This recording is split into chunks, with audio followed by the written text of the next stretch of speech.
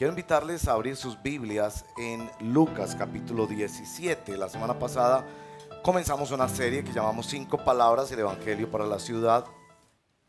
Y a través de 5 grandes palabras estamos acercándonos más y más al Evangelio y sobre todo a cómo vivir el Evangelio y cómo evitar desviarnos hacia un falso evangelio legalista o un falso evangelio licencioso. Cómo el mismo evangelio de gracia nos protege de esto. Y la palabra de hoy también empieza por G, es la palabra gratitud. Leemos en Lucas capítulo 17, leeremos desde los versos 7 hasta el verso 19.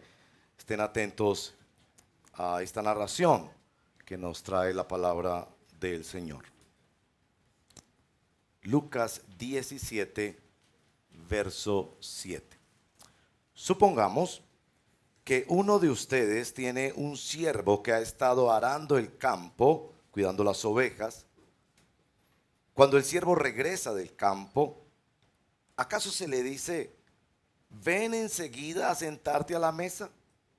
¿No se le diría más bien, prepárame la comida y cámbiate de ropa para atenderme mientras yo ceno? Después tú podrás cenar. ¿Acaso se le darían las gracias al siervo por haber hecho lo que se le mandó? Así también, cuando ustedes hayan hecho todo lo que se les ha mandado, deben decir, somos siervos inútiles. No hemos hecho más que cumplir con nuestro deber. Un día, siguiendo su viaje a Jerusalén, Jesús pasaba por Samaria y Galilea. Cuando estaba por entrar en un pueblo, salieron a su encuentro 10 hombres enfermos de lepra. Como se habían quedado a cierta distancia, gritaron, Jesús, Maestro, ten compasión de nosotros. Al verlos, Jesús les dijo, vayan a presentarse a los sacerdotes. Resultó que mientras iban de camino, quedaron limpios, sanos. Uno de ellos, al verse ya sano, regresó alabando a Dios a grandes voces. Cayó, rostro en tierra, a los pies de Jesús y le dio las gracias. No obstante que era samaritano. ¿Acaso no quedaron limpios los 10? Preguntó Jesús. ¿Dónde están los otros 9? No hubo ninguno que regresara a dar gloria a Dios excepto este extranjero. Levántate, vete, le dijo al hombre, tu fe te ha sanado. Esta es la palabra del Señor. Oremos. Padre, por favor, enséñanos la gratitud. Que tu gracia transforme nuestros corazones, llevándonos a una vida de gratitud. No a una gratitud mecánica y monótona, sino a un corazón que es protegido en el camino de la gracia. Que la gratitud sea un don en nuestra vida para protegernos de un cristianismo legalista y licencioso. Te lo pedimos por los méritos de nuestro Señor Jesucristo. Amén. ¿Qué tan agradecido o agradecida es usted? Si pudiéramos medirlo con un gratitudómetro, ¿qué nivel daría para ti? Especialmente quisiera preguntar a los jóvenes, porque una de las características de la adolescencia, esa que se prolonga a veces hasta los 45, es la falta de gratitud. ¿Dirían tus familiares y amigos que eres una persona agradecida? Las señoras dicen que las plantas son agradecidas. O a veces decimos de un electrodoméstico en casa que es muy agradecido. Para decir con eso como que funciona muy bien. Desde niño a nosotros nos enseñan a dar las gracias. A veces lo aprendemos de manera mecánica, como para vivir en sociedad. Pero nosotros sí le damos alto valor a la gratitud. De hecho, cuando a una persona, por ejemplo, la consideran en un lugar o en una ciudad que es una persona no grata, eso se consideraría la peor ofensa y el peor rechazo. El hermano Pablo, este famoso evangelista argentino, cuenta la historia de Karl Richter de Austria, un hombre que se casó siendo ciego. Su esposa trabajó para él, lo amó, le sirvió. A los 20 años de matrimonio, Carl, a través de una obra especial de Dios, fue sano de su ceguera. Cuando pudo ver a su esposa, le pareció que su rostro no era tan hermoso como él quería, así que se divorció. Cuando hablamos de gratitud debemos pensar en dos niveles. Hay un nivel un poco superficial de la gratitud, como ese dicen la reina Isabel, que es famosa porque dice gracias a todo. Y algunos decimos gracias por todo, gracias por todo. Mi esposa me critica porque en los semáforos vienen a tratar de limpiarnos los parabrisas y yo le digo, no, gracias, gracias. O que me dé una ayudita, no, muchas gracias, muchas gracias.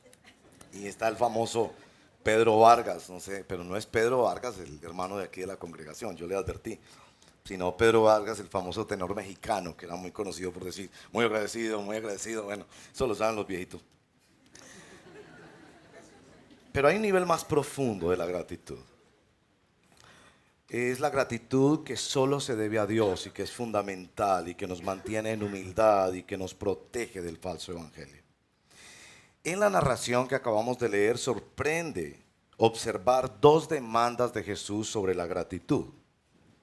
En los versos 9 y 10, Jesús nos sorprende reprendiendo nuestra avidez, nuestra hambre por aplauso, diciendo que si el siervo es un siervo y está trabajando, no hay por qué darle las gracias. Porque el Señor logra notar que nuestro corazón ha hecho de esta virtud cristiana un asunto como para masajearnos uno al otro el ego, como en el cuento de Max Lucado, de Punchinello, y qué bonito tiene su vestido, ay, usted tiene unos bonitos zapatos, ay, usted tiene un hermoso pelo, ay, estoy...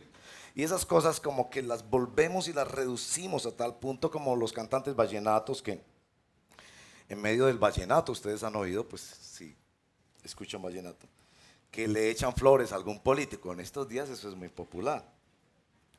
Y le dan gracias a X o Y persona. Lo que usted debe saber es que a ellos les pagan por decir esas cosas. Jesús reprende la avidez por el aplauso y por la gratitud que hay en nosotros. Nos gusta que nos agradezcan y cuánto nos duele cuando en la lista de créditos no apareció nuestro nombre. Bueno, sorprende también en nuestro pasaje, en el verso 17, la ira de Jesús. Evidentemente Jesús está airado. Verso 17 y 18. ¿Acaso no quedaron limpios los 10? ¿Dónde están los otros 9? ¿No hubo ninguno que regresaba a darle gloria a Dios? Vemos la indignación santa de Jesús, muy parecida a la del templo, porque no se reconocía de dónde venían los dones, los favores y las misericordias. Es esta doble reacción de Jesús, por un lado, reprender nuestro deseo de reconocimiento y por otro lado, reprender nuestra ignorancia y dureza de corazón para tener una verdadera gratitud a Dios, lo que nos ocupa esta mañana. ¿Cómo pudiéramos sacar la gratitud de ese espacio social que es dar gracias? Piensa en eso. Dar gracias. ¿No es más bien reconocer la gracia? Es reconocer que lo que has hecho para mí es bueno, que inclusive superó mis expectativas y finalmente reconocer que detrás de esto está Dios, que todo don perfecto y que toda buena dádiva desciende de nuestro Dios. Entonces, lo que vamos a hacer, no sé si hoy, mañana y el próximo domingo, perdón, es mirar, en primer lugar, analizar más a fondo la demanda de Dios por gratitud. Y me interesa eso mucho, iglesia, porque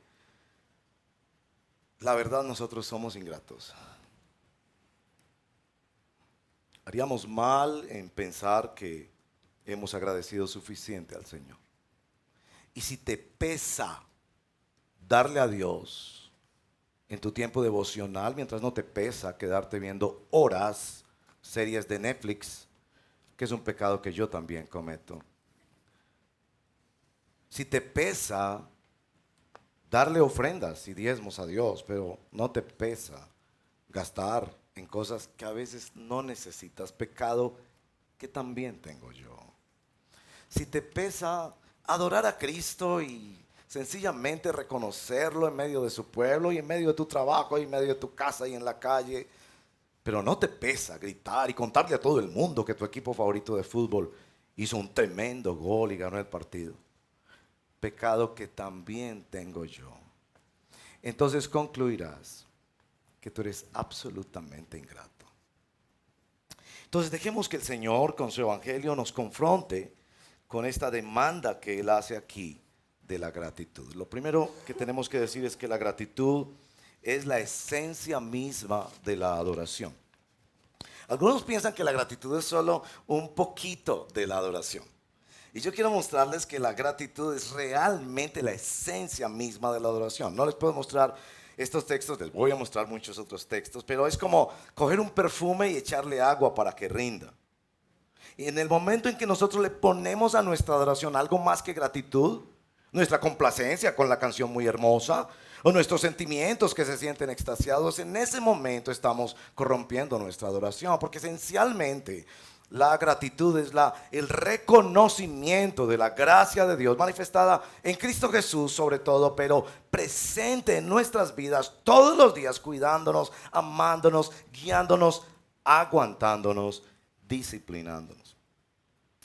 Una de las cosas más importantes que nuestro texto nos quiere decir esta mañana es que solo Cristo puede medir nuestra gratitud. Él tiene todo el derecho a interrumpir nuestra hambre de gratitud, de que nos reconozcan lo que hemos hecho. Y Él tiene todo el derecho a decir cuándo realmente nuestra gratitud es correcta. Y aquí la ira del Señor se da precisamente porque solo el 10% reconoce que esto es un acto de la soberana gracia del Señor. Es que Jesucristo en nuestro texto representa a Dios. Es Dios hecho hombre. Él es el profeta que nos trae las demandas de santidad y de justicia de Dios. Y Él tiene derecho a pedirnos total y exclusiva gratitud. Él es también el sacerdote, el que puede presentar nuestras acciones de gracias. Es a través de Él que podemos dar gracias al Señor. Por eso terminamos nuestra oración y nuestra adoración en el nombre de Jesús. Él no solo es profeta y sacerdote, sino también es el Rey.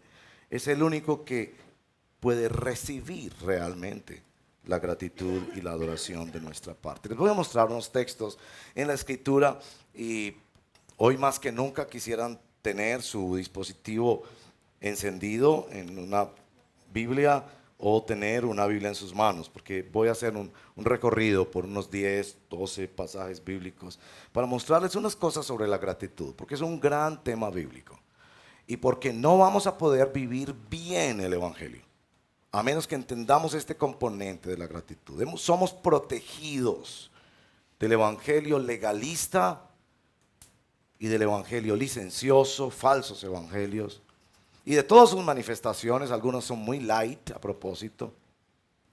Somos protegidos por tres cosas. Hoy les estoy hablando de una de ellas y es la gratitud. La gratitud es un don del Señor que nos mantiene en humildad y en la correcta posición ante el hecho de la gracia. La primera cosa que vamos a decir es que Dios es el único que realmente merece toda gratitud. Vayan conmigo a Apocalipsis 7, 9 al 12. Estas visiones extraordinarias del fin de la historia, donde se abren los secretos de la historia y por fin científicos, artistas, filósofos, el pueblo de Dios entenderá las cosas que todavía no entienden, pero ya de una manera visible y clara ante sus propios ojos. para su salvación o su condenación. Apocalipsis 7, 9 al 12 dice: después de esto miré y apareció una multitud tomada de todas las naciones, tribus, pueblos, lenguas. Era tan grande que nadie podía contarla. Estaban de pie delante del trono y del Cordero, vestidos de túnicas blancas y con ramas de palma en las manos. Gritaban a gran voz: la salvación viene de nuestro Dios, que está sentado en el trono y del Cordero. Todos los ángeles estaban de pie alrededor del trono, de los ancianos, de los cuatro seres vivientes. Se postraban rostro en tierra delante del trono y adoraron a Dios, diciendo: amén. Miren la lista: la alabanza, la gloria, la sabiduría, la acción de gracias, la honra, el poder y la fortaleza son, la Nueva Traducción Viviente dice, pertenecen a nuestro Dios, no por un momento de la historia, por los siglos de los siglos. Dios es el único que realmente merece toda la gratitud. Si yo te doy a ti un pedazo de pan, yo te estoy dando un pedazo de pan que yo recibí también. Podré estar dando de gracia, pero estoy dando de gracia lo que recibí de gracia. Por eso el texto enfatiza entre esa lista, en el momento cumbre de la historia, donde se revelarán los secretos, que la gratitud le pertenece solo a Dios. Segundo texto: Dios juzga a la humanidad por su ingratitud. Segundo de Timoteo, capítulo 3, verso 1 al 5, un texto maravilloso que también describe tiempos futuros como los que estamos viviendo. Ahora bien, segunda de Timoteo 3, 1 al 5, ten en cuenta que en los últimos días vendrán tiempos difíciles. La gente estará llena de egoísmos y avaricias. Serán jactanciosos, arrogantes, blasfemos, desobedientes a los padres, ingratos, impíos, insensibles, implacables, calumniadores, libertinos, despiadados, enemigos de todo lo bueno, traicioneros, impetuosos, vanidosos y más amigos del placer que de Dios. Escucho esto: aparentarán ser piadosos, pero su conducta desmentirá el poder de esa piedad. Con esa gente ni te metas. ¿Cómo es de terrible estar al lado de personas ingratas? Que quizás por su dolor, por su servicio pasado, por sus ambiciones, uno siempre les queda debiendo. Me acuerdo el muchacho que iba a la iglesia y recibía todas las mañanas, de mano de una hermana tan piadosa, todas las mañanas, café con leche y pan. Un día no había pan y le dio solo café con leche. Le dijo: amigo, solo tenemos café con leche. El hombre vociferó, pataleó. Yo tuve que salir a la calle a calmarlo y a ver si había que llamar a la policía. No aguantó que un tiempo le dieron pan y café y que en otro tiempo le dieran solo café. En los postreros días vendrán personas ingratas, y note que se pone en el mismo nivel de otra cantidad de problemas gravísimos de la humanidad. Romanos 1, 18 al 23 describe de una manera muy profunda, muy incisiva, el problema humano como un problema esencialmente de adoración, de ingratitud. Romanos 1, 18 al 23. Ciertamente, nos dice Romanos 1, la ira de Dios viene revelándose desde el cielo contra toda impiedad e injusticia de los seres humanos que con su maldad obstruyen la verdad. Vamos a ver si sale ahí en la pantalla. ¿Será que sale, muchachos, el texto? Romanos 1, 18 en adelante. Quiero que miren eso muy bien. La ira de Dios se revela. Si no, búsquenlo en sus equipos. Les dije, hoy más que otros días van a decir: ay, qué tan bueno yo tener una aplicacioncita en mi celular como Bible Gateway o YouVersion o una de esas, donde usted en su propio celular puede tener la Biblia. Muy bien, verso 19. Me explico. Lo que puede conocerse acerca de Dios es evidente para ellos, pues Él mismo se lo ha revelado, porque desde la creación del mundo, las cualidades invisibles de Dios, es decir, su eterno poder y su naturaleza divina, se perciben claramente a través de lo que Él creó, de modo que nadie tiene excusa. A pesar de haber conocido a Dios, no lo glorificaron como a Dios, ni le dieron gracias, sino que se extraviaron en sus inútiles, estériles razonamientos y se les oscureció su insensato corazón. Aunque afirmaban ser sabios, se volvieron necios y cambiaron la gloria, la gratitud a Dios inmortal por imágenes que eran réplicas del hombre mortal, de las aves, de los cuadrúpedos y de los reptiles. Dios juzga a la humanidad por su falta de gratitud. En tercer lugar, Dios demanda que toda la humanidad le rinda gratitud. En el Salmo 50 me sentí inclinado, pero finalmente nos decidimos para la liturgia de esta mañana por el Salmo 100, pero pensé mucho durante la semana que debimos haber leído ese Salmo 50, solo que es un poco más denso. Pero el Salmo 50 tiene toda una discusión en cuanto a qué es lo que Dios le pide al hombre. Y en el verso número 14 y 15, después de decirle que Él es el dueño de toda la naturaleza, que si tuviera hambre Él no nos lo diría a nosotros, si tuviera sed Él no nos lo diría a nosotros, porque Él es dueño de todos los ríos y de todos los mares. Verso 14 y 15 de Salmo 50. Ofrece a Dios tu gratitud, cumple tus promesas al Altísimo. Invócame en el día de la angustia, yo te libraré y tú me honrarás. Y en el verso 22 y 23 del mismo Salmo, ustedes se olvidan de Dios. Muy interesante. La ingratitud es un asunto de la memoria, de olvidarse de Dios. Consideren lo que he dicho, de lo contrario los haré pedazos y no habrá quien los salve. Quien me ofrece su gratitud me honra.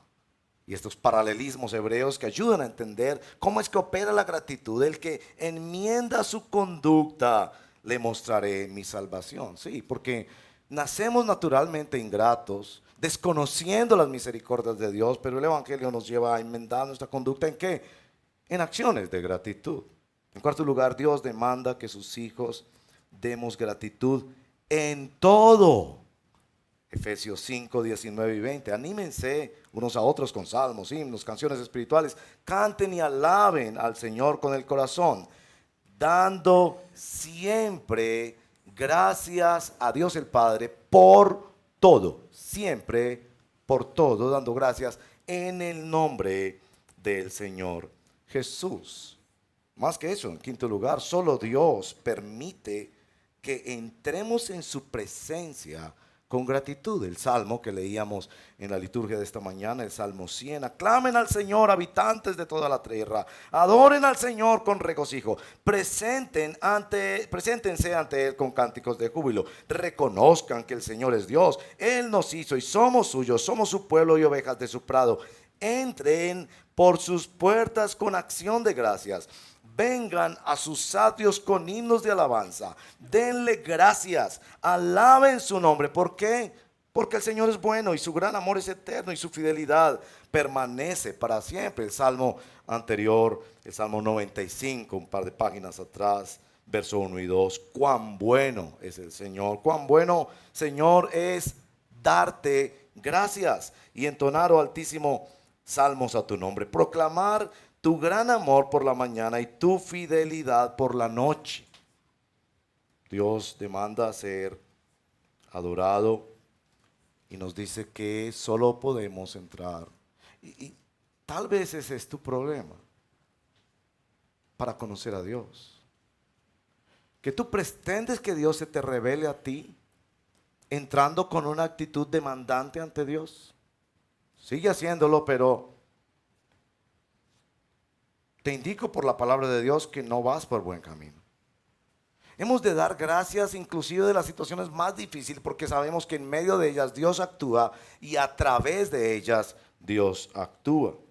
Sexto lugar, Dios pone la gratitud como el fin último de la misión cristiana. Libro de John Piper que dice que todas las naciones le alaben. Él dice que las misiones existen porque no hay adoración.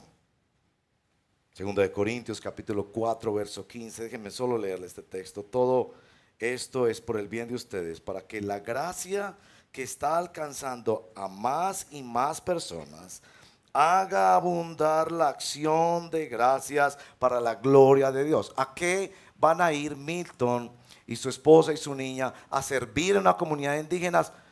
Para que haya más acciones de gracias a Dios.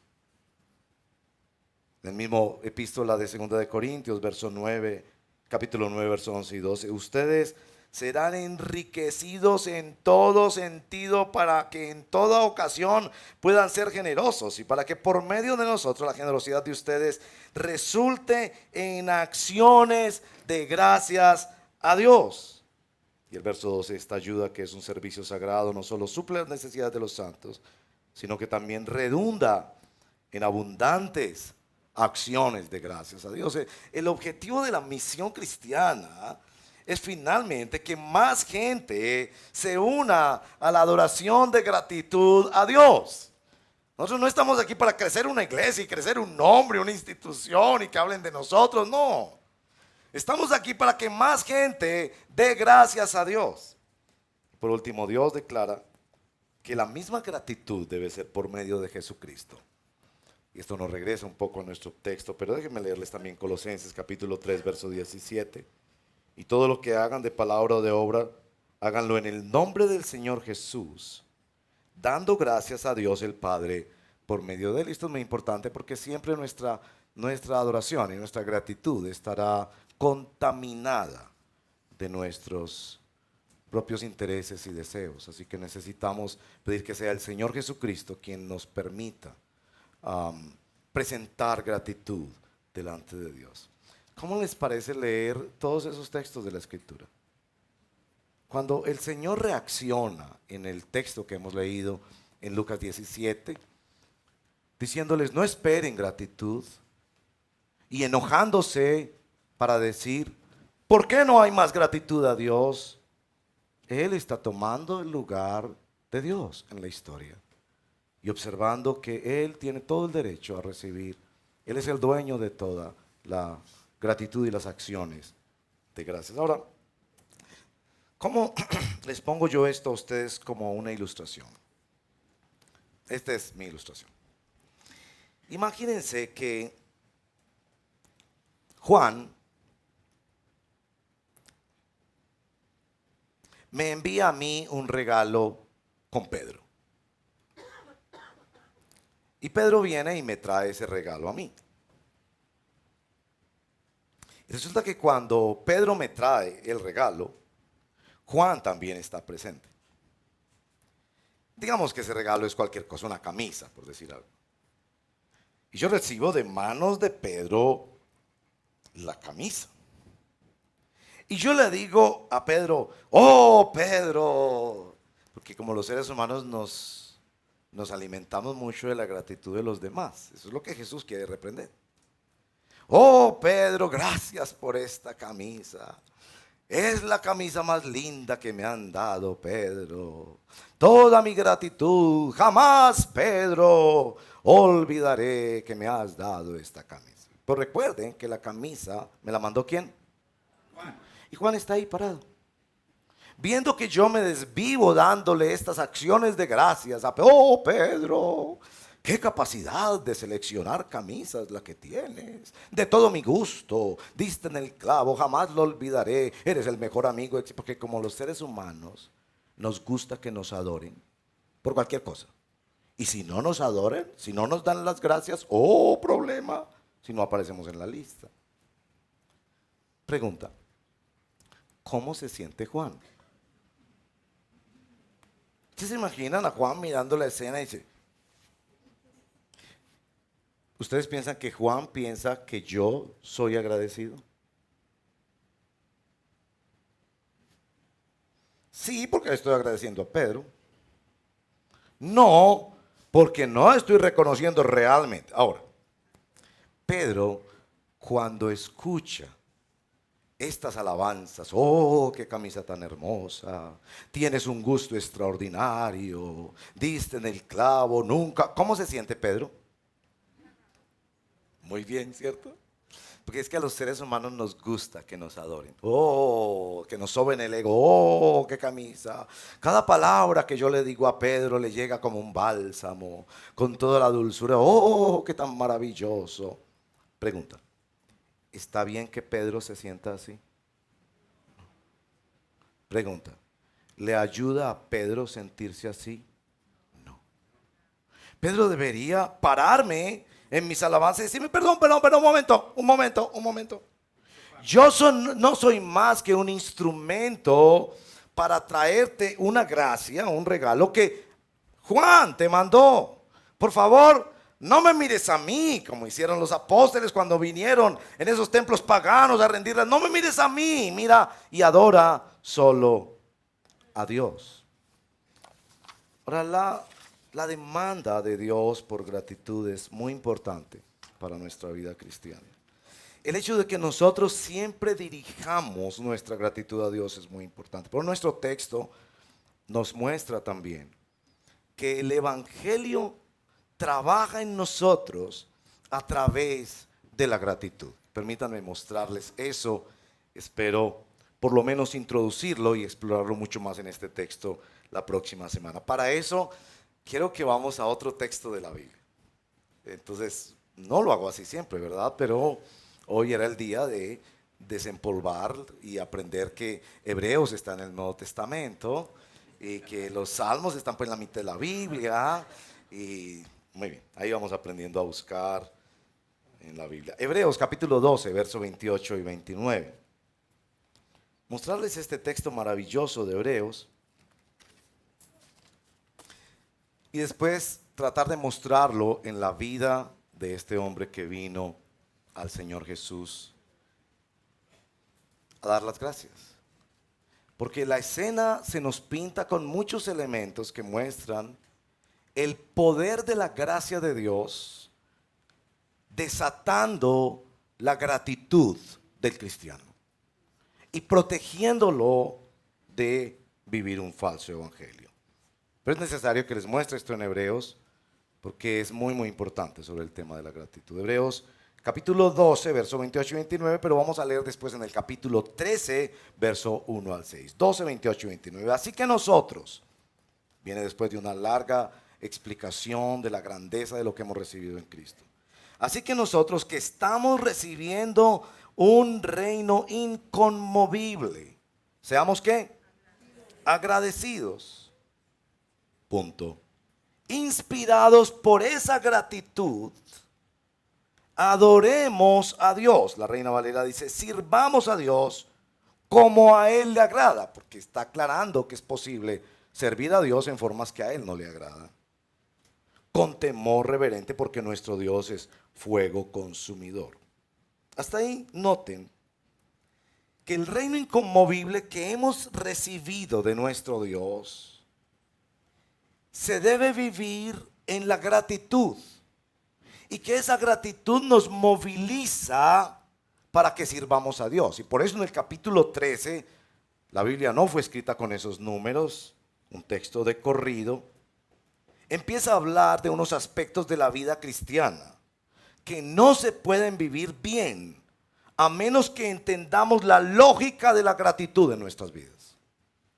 Porque déjeme decirle de una buena vez, si usted piensa que es más lo que usted da que lo que usted recibe, usted no ha conocido la gracia de Dios.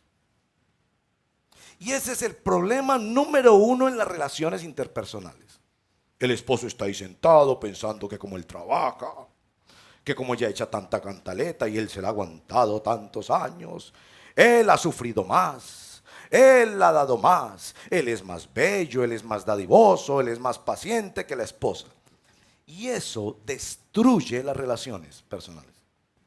A menos que tú reconozcas que es más lo que tú has recibido que lo que tú has dado, no estás en contacto con la gracia de Dios, mi amigo, todavía. Entonces en nuestro texto nos dicen que ese reino inconmovible que hemos recibido se puede vivir solamente y servir de manera que se agrade a Dios solamente cuando entendemos que es mucho más la gratitud que debemos que cualquier otra cosa en nuestras vidas. Y todos estos factores que nos va a explicar capítulo 13, verso 1 al 6, dependen esencialmente del trabajo que hace la gracia en nosotros para convertirnos en personas agradecidas. Sigan amándose unos a otros fraternalmente, está la relación en la iglesia. No se olviden de la hospitalidad, verso 3, acuérdense de los presos, aclaro, aquí se refiere a los presos creyentes. Hay otros textos que hablan de presos que no son creyentes, pero aquí se refiere a los hermanos que están presos y maltratados en el verso 3. Verso 4, matrimonio y fidelidad conyugal. Y el tema de la sexualidad, verso 5, el amor al dinero, el trabajo. Todo esto depende de qué tan agradecidos estamos de tener un Dios final del verso 5, que nos ha dicho, nunca te dejaré, jamás te abandonaré. Todo esto depende de que el corazón agradecido puede decir con confianza, verso 6, el Señor es quien me ayuda, no temeré. ¿Qué me puede hacer un simple mortal? El Evangelio de la gracia se vive como el Evangelio de la gratitud. ¿Qué es lo que pasa en nuestro texto de Lucas capítulo 17? Volvamos a ese texto para terminar. 10 fueron sanos. Ahora, por favor, no piense que los 10 fueron desagradecidos. Ellos no se definirían así. Si usted coge los 9 que no regresaron a Jesús y le pregunta, oye, tú eres un desagradecido, él diría, no, no, no, no. Yo me fui para mi casa a contarle a mi esposa que fue Jesús el que me sanó. Y toda la vida recordaré este hecho. Y le daré gracias a Jesús por esto. ¿Qué tuvo esta persona que no tuvieron los otros 9? 3 cosas básicamente se las voy a decir de manera rápida. Yo creo que fue convertido.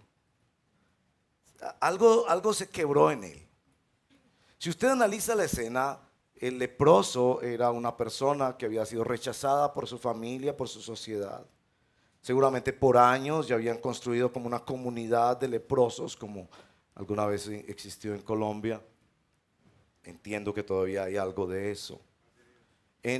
Donde los únicos que lo aceptaban, la gente que los veía en la calle gritaba, leproso, leproso, porque consideraban que se contaminaban tanto física como ceremonialmente. Habían vivido el rechazo toda la vida. Y de repente se encontraron con la piel de un niño. ¿Qué es lo primero que quiere hacer usted? Sea franco conmigo. ¿Qué es lo primero que quiere hacer usted? Yo quisiera ir a mi casa, abrazar a mi esposa, a mis hijos, a mis nietos. Yo quisiera ir y poder sentarme en un restaurante donde nunca me había podido sentar. Yo quisiera ir y decirle a todo el mundo, miren, yo diría, gracias a Dios. Pero ¿qué fue lo que se rompió en este hombre? Rápidamente. Primero, él fue convertido en un seguidor de Cristo. La verdadera gratitud cristiana hace regresar a la fuente. Y regresar a la fuente habla de prioridad. Su familia podría esperar, no que no iba a ir donde su familia, pero era primero ir donde su Dios. ¿Qué cosas priorizas tú para tu relación con Dios? Tu devocional, tu asistir a una congregación, tu darle a Dios, tu orar con Dios, tu hablar de Dios, tu poner en los hojas de vida, en primer lugar, soy cristiano. A propósito, un hermano me dijo el otro día, mira, si yo pongo en mi hoja de vida, en primer lugar, no cuáles son mis hobbies, cuáles son mis sueños, sino en primer lugar yo soy cristiano. Obedezco la Biblia y sigo a Jesucristo. Este hombre consideró que en primer lugar debería ir a la fuente, a Dios. En segundo lugar, fue convertido en un testigo. Venía, dice allí, diciéndole, él quería que todo el mundo supiera lo que había pasado con él. Este hombre proclama a viva voz, noten en nuestro texto, regresó alabando a Dios a grandes voces.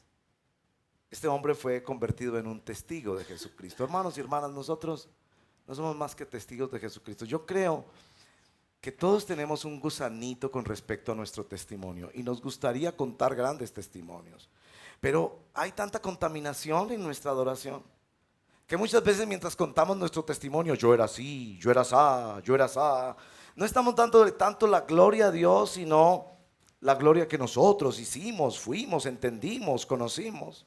En lugar de señalarlo a él, este hombre regresó sin importar qué le dirían, gritando que fue Jesús, señalando a Jesús, porque un testigo señala la fuente. En tercer lugar, es convertido en adorador, como la mujer de la semana pasada. Terminó a los pies de nuestro Señor Jesucristo, postrado como un adorador del Señor. Yo creo que cosas externas muestran nuestra gratitud. Y el texto está diciéndonos eso a todas luces. No podemos pretender decir que como los 9, sí, yo estoy muy agradecido, pero no hay nada que está demostrando que regreso a la fuente, que señalo la fuente, que dependo de la fuente. Aplicación. Y la aplicación que tengo son dos preguntas, y dos preguntas que creo que ustedes me harían. La primera, sobre todo, ¿debemos agradecer a otras personas? Porque ahora usted va a llegar a la casa a decir, yo no le puedo dar las gracias por el almuerzo. Porque ese almuerzo viene del Señor. Entonces yo le voy a dar las gracias al Señor, porque en la iglesia me dijeron que hay que ir a la fuente, que hay que señalar la fuente y que hay que defender de la fuente. Entonces no espere que yo le voy a dar gracias por el almuerzo. Bueno, si consideramos a las personas que nos sirven la fuente de todo don y dádiva, entonces no deberíamos darle las gracias.